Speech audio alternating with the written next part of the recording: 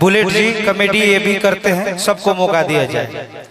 अगर नमस्कार प्रणाम, हम बुलेट बिहारी कॉमेडियन और आप सबके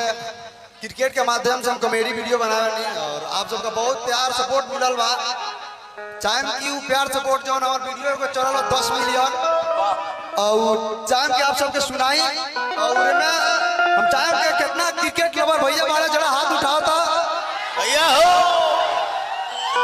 और क्रिकेट प्रेमी हमारा वीडियो कितना सपोर्ट कर बड़ा यार दिल गदगद हो गइल बा और चाहे कि वीडियो के माध्यम से आप सब एंटरटेन करी।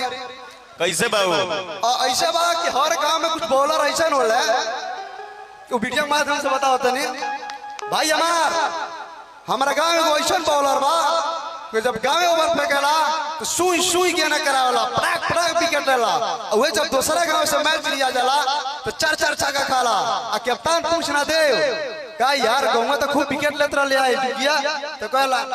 अरे यार आई तनी पहिया में दर्द हो गइल बा भाई ऐसे गांव में तो बॉलर बा